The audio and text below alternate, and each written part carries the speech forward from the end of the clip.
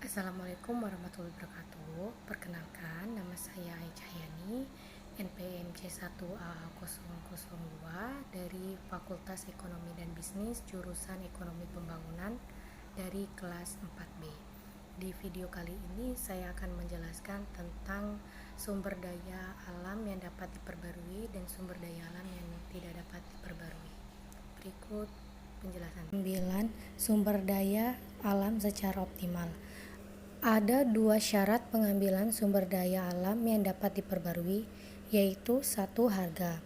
Harga barang yang dihasilkan harus sama dengan biaya produksi marginal untuk sumber daya alam karena memiliki biaya alternatif, maka syarat umum itu harus ada.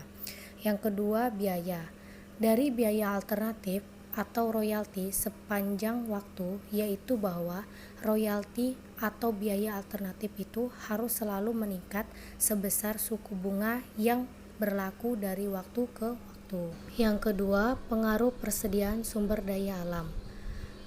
Pengaruh persediaan sumber daya alam merupakan fungsi baik terhadap jumlah produksi maupun terhadap besarnya persediaan sumber daya alam.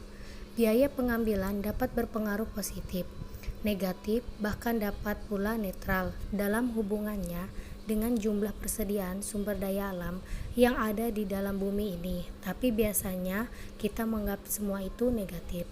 Hubungannya positif, jika persediaan naik, maka biaya produksi akan naik. Jika netral, tidak memiliki pengaruh antara persediaan dan biaya produksi. Yang ketiga, pengaruh negatif, di mana ketika persediaan naik maka biaya produksi turun. 9. Sumber daya alam. Semakin tinggi kenaikan bunga, maka semakin tinggi tingkat kenaikan harga. Pengaruh ketidakpastian itu akan mengakibatkan deflasi.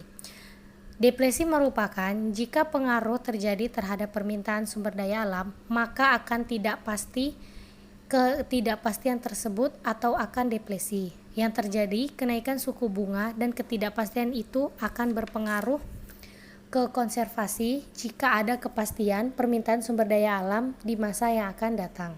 Yang keempat yaitu model penggunaan sumber daya alam pulih secara optimal. Konsep MSY ini didasarkan pada model biologis. Ia menganggap bahwa setiap popularitas tertentu yang lebih rendah, surplus produksi terjadi dan dapat dipanen selamanya tanpa mengurangi jumlah persediaan atau population tersebut. Ada kecenderungan digantinya dengan konsep OSY, ialah konsep yang didasarkan pada kriteria manfaat dan biaya, dan standar yang memaksimumkan nilai sekarang dari penerimaan bersih. Itu merupakan perbedaan MSY dan OSY. Yang kelima, kepemilikan bersama. Telah diperhatikan bahwa kepunahan dapat terjadi sebagai akibat dari eksploitasi terhadap sumber daya alam yang pulih oleh seorang pemilik tunggal. Kepunahan akan dapat terjadi pula dengan adanya kepemilikan sumber daya manusia oleh umum. Berikut cara mengatasi eksploitasi yang bersamaan. Cara yang sederhana yaitu mendefinisikan hak penguasaan atau hak kepemilikan sumber daya alam tersebut dan mempercayakan pada kehendak masing-masing pengusaha yang bersangkutan.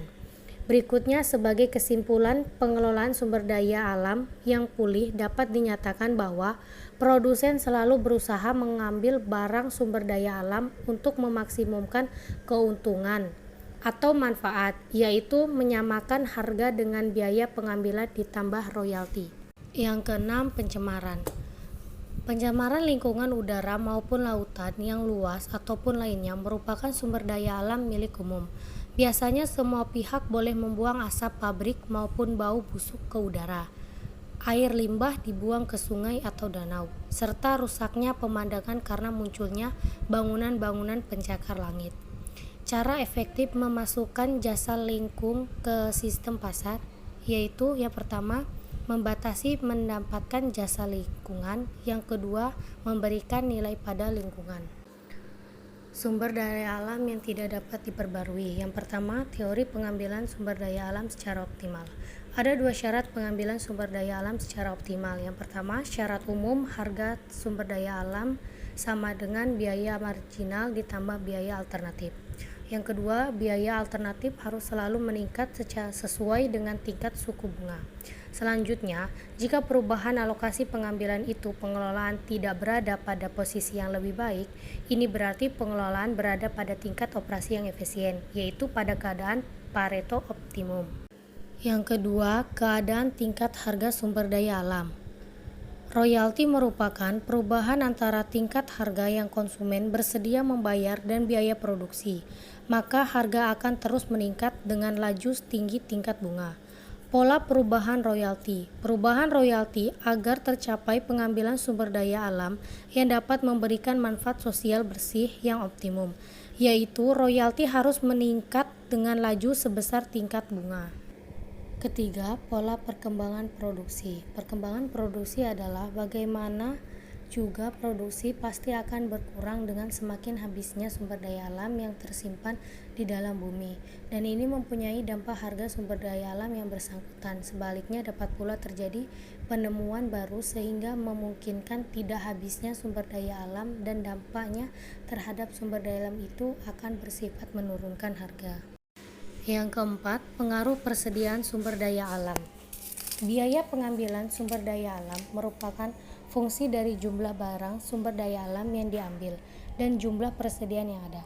Persediaan dan royalti dan tingkat bunga.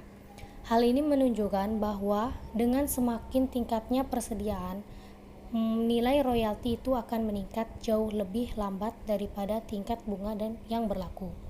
Perubahan biaya produksi merupakan perubahan persediaan sumber daya alam, dapat diartikan sebagai dividen karena menyimpan satuan-satuan barang sumber daya alam dengan persediaan, dan perubahan royalti karena perubahnya waktu dapat diartikan sebagai keuntungan kapital atau capital gain. Yang kelima, ketidakpastian pengambilan sumber daya alam. Pada umumnya, ketidakpastian itu dicerminkan oleh semakin tinggi bunga akan semakin tinggi pula tingkat kenaikan harga. Dan dengan sendirinya semakin cepat pula tingkat pengambilan sumber daya alam itu.